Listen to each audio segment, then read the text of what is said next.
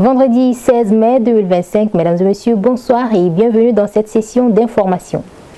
Présentation du plan d'action gouvernemental pour la période 2025-2026. Pour cet exercice, c'est le Premier ministre, ministre de l'administration territoriale et de la décentralisation, le général de division Abdoulaye Maïga, qui s'est exprimé aujourd'hui devant les membres du Conseil national de transition CNT. Cet acte républicain, symbole de transparence et de responsabilité, s'inscrit dans la volonté des autorités de redresser le pays et de sortir durablement de la crise actuelle. Mariam Sissoko pour plus de détails. Pendant une trentaine de minutes, face aux membres du CNT et aux Maliens, avec la retransmission en direct sur leur thème, le Premier ministre, chef du gouvernement, a étalé les 8 axes de son plan d'action gouvernemental, la PAG 2025-2026. Nous pouvons y retenir la défense et la sécurité, les réformes politiques et institutionnelles, la satisfaction des besoins fondamentaux de la population, entre autres. Je crois que c'est un exercice extrêmement important parce qu'à l'issue de cette présentation, il va de soi que le président qui donne la mission, le Premier ministre a besoin d'avoir le cutus du Parlement. Et c'est ce cutus qu'il est venu chercher, mais tout en cherchant le cutus du Parlement qui va voter à la majorité qualifiée son plan d'action, c'est le peuple tout entier, à travers les parlementaires que nous sommes, qui sont informés du contenu de ce plan d'action. Et c'est un exercice de redevabilité extrêmement important. Écoutez, les programmes d'action gouvernementale reflètent déjà les axes prioritaires du président de la transition, actes dans lesquels les Maliens de l'extérieur se trouvent au cœur, notamment au point 7. Le PM vient encore de revenir sur cette partie qui nous concerne. Nous sommes fiers d'être pris en compte. Beaucoup a été fait et beaucoup reste à faire. Avec la mise en œuvre du PAG 2025-2026, le Mali fera un grand pas avec l'atteinte des objectifs. Écoutez, il n'y a pas de rôle à dire parce qu'ils sont investis d'une mission du président. Leur rôle, c'est de mettre en œuvre cette mission. C'est d'exécuter la mission qu'on leur a donnée.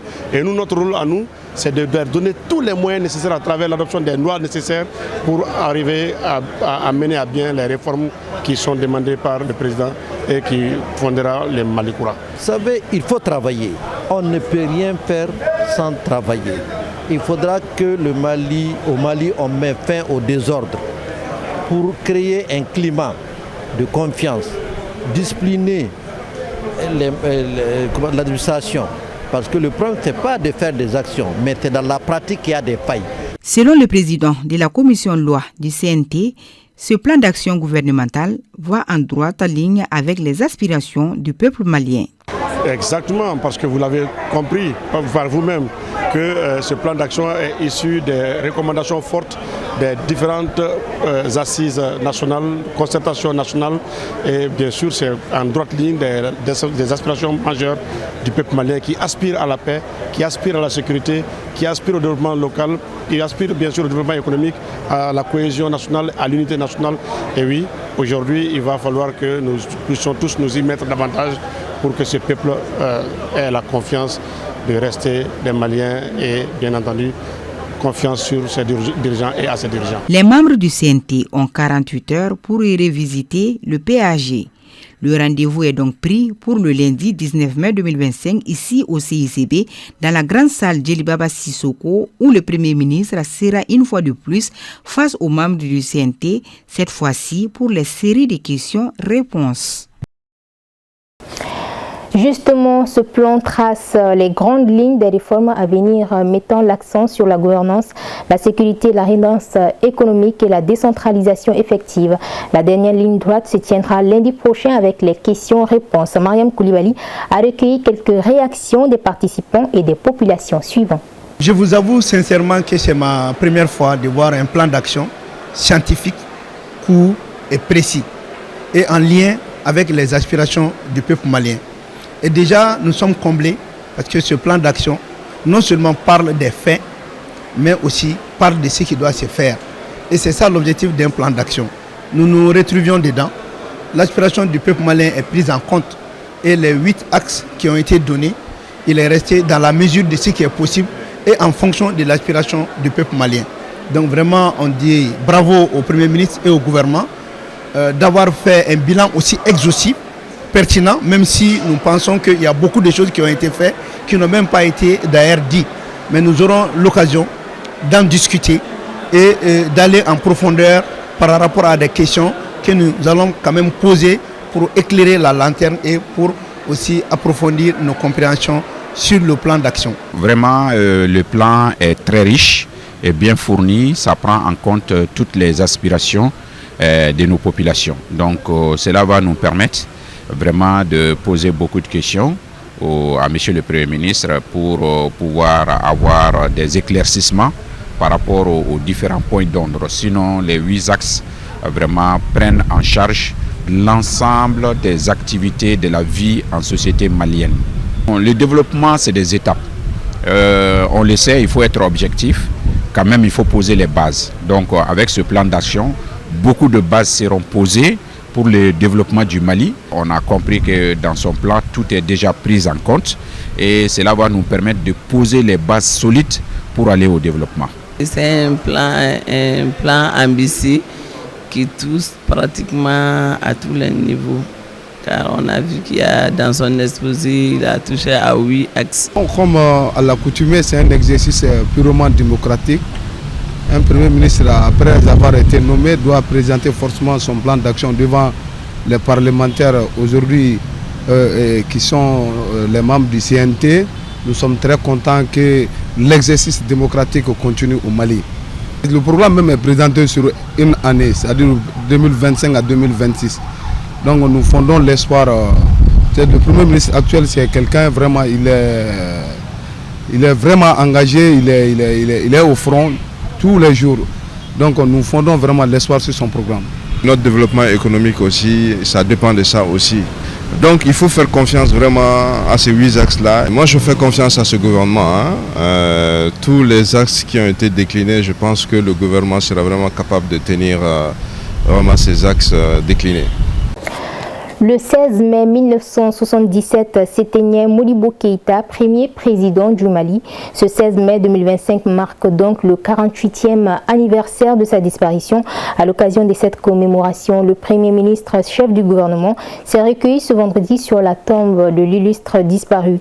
Un moment de recueillement solennel marqué par le dépôt d'une gerbe de fleurs, en hommage à celui qui reste une figure emblématique de l'indépendance et de la souveraineté nationale. Reportage Mariam Sissoko.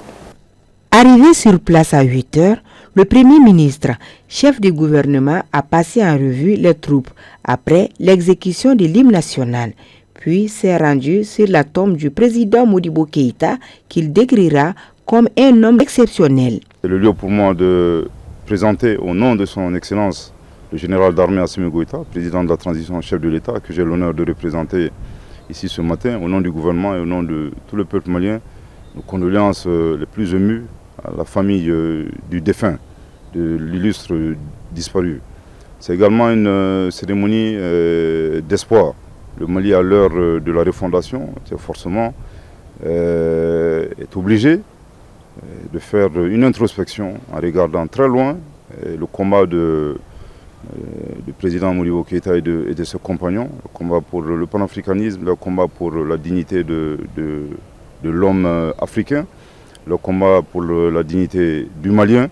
Je pense qu'ils ont accompli, disons, ils ont réalisé beaucoup d'actes concrets.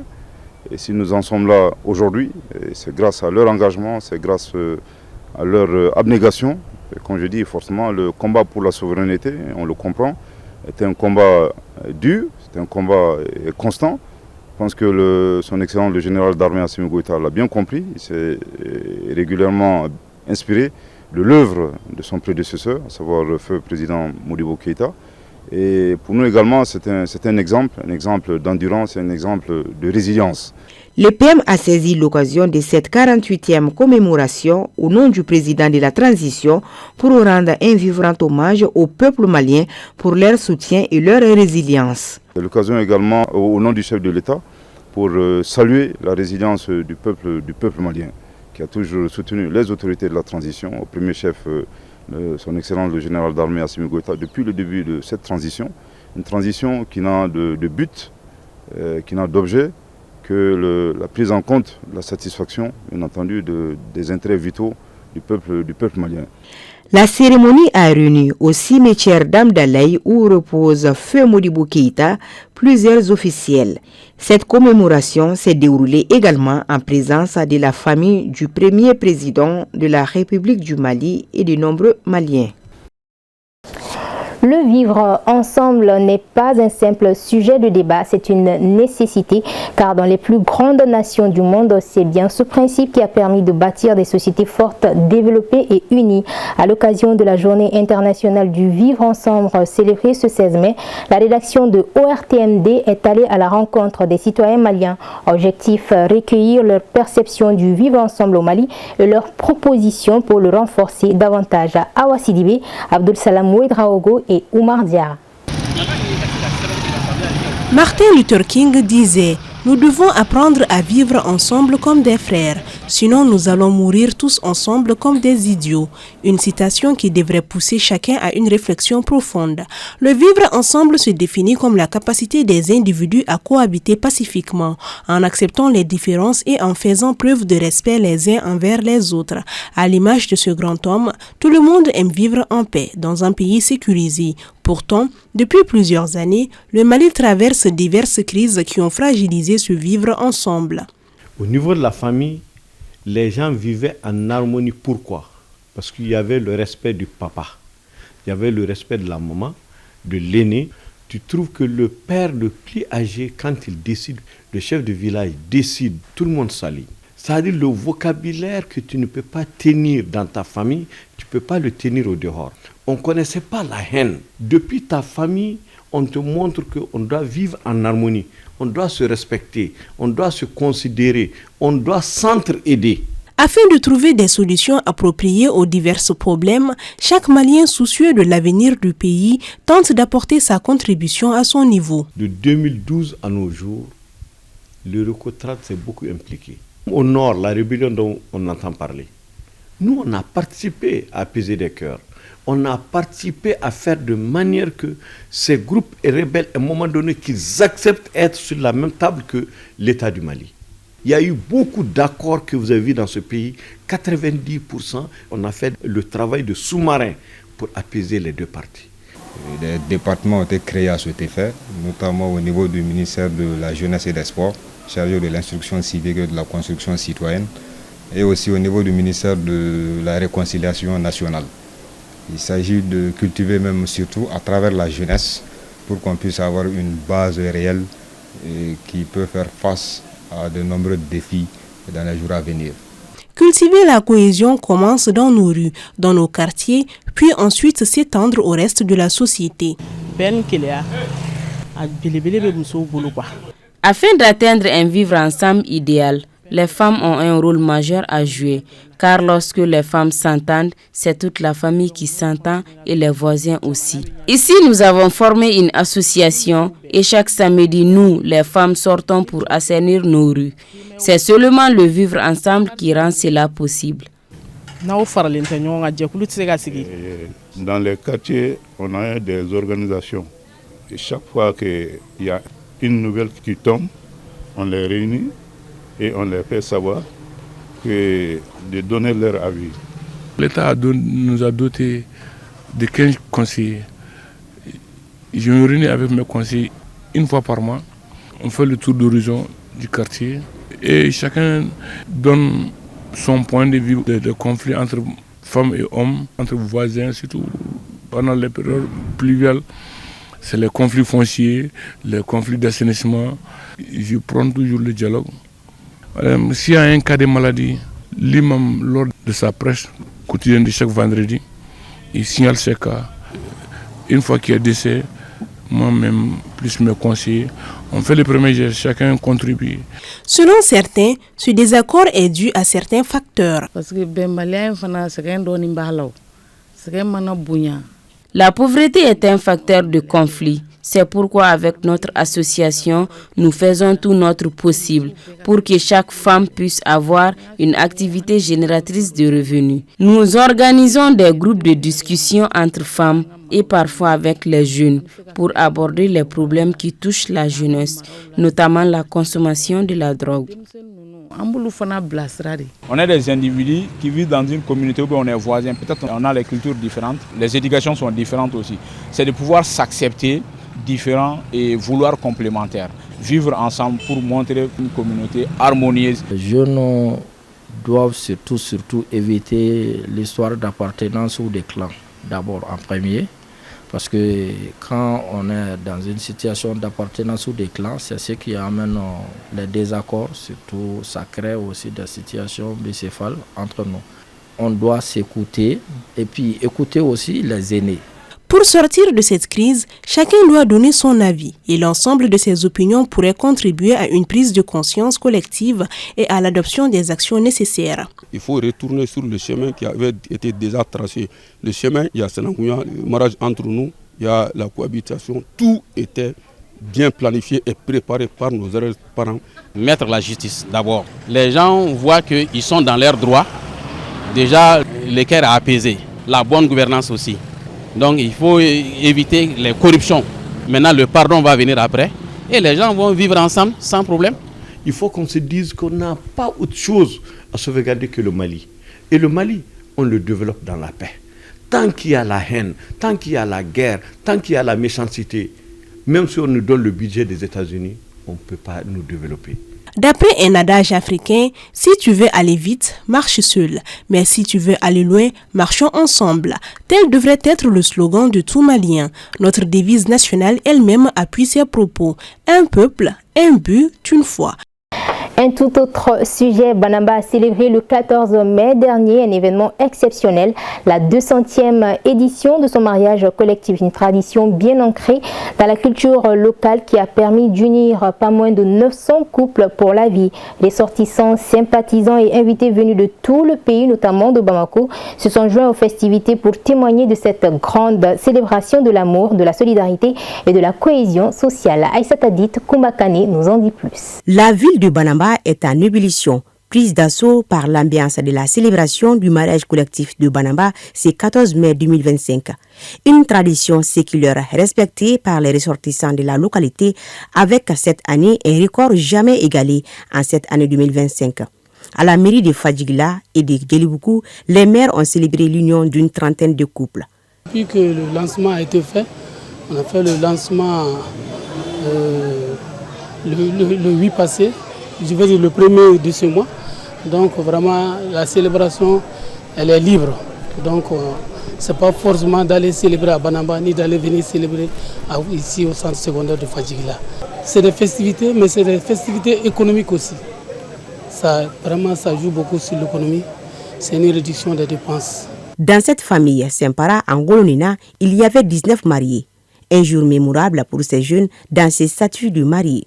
Je suis vraiment content pour le grand jour comme si. C'est le mariage collectif de Banamba et l'ensemble des cercles de Banamba. La ville de Bamako, la capitale malienne, tout le monde est content des mariages de Banamba et l'ensemble des cercles de Banamba. Vraiment, je suis vraiment content, je suis vraiment heureux de la voir comme une femme. Je dis à M. que je l'aime beaucoup. Je suis trop contente de la voir, de le voir comme mon mari. Trop heureuse aussi. Pas de moi à dire même. Un cas a bien marqué les attentions cette année, celui du nouveau marié du nom de Mohamed Diakité qui n'allait plus se marier ces jours, car à seulement 3 jours de l'événement, sa fiancée et future épouse a pris la tangente. Fort heureusement, Malade Sangaré est venu sauver l'honneur. Je suis fière d'être l'épouse de Mohamed aujourd'hui. Je ne m'attendais pas à ces jours. Je ne peux que remercier le bon Dieu. Je l'aime beaucoup. Je suis très content aujourd'hui. Grâce à cette dame, je suis honoré. Je ne peux rien dire sauf la bénédiction. Les mariages collectifs du Banamba sont aussi meublés d'anecdotes et d'histoires de ces genres. C'est une tradition chez nous à Banamba. Aujourd'hui, c'est le lavage des pieds de nos nouveaux mariés et nous suivons à notre tour les mêmes chemins.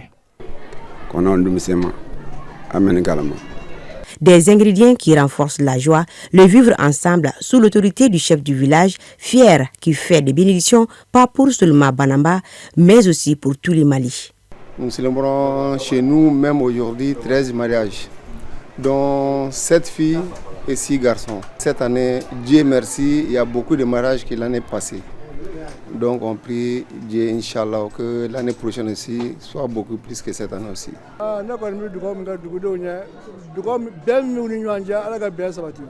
Aujourd'hui est un grand jour pour moi ainsi qu'à toute la communauté banambaise. C'est une tradition que nous respectons. Dieu merci, tout est bien passé. Je souhaite un heureux ménage pour les jeunes mariés.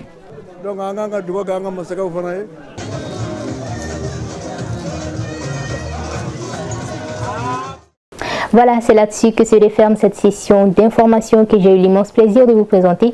Merci de l'avoir suivi. Très bon moment de télévision à tous.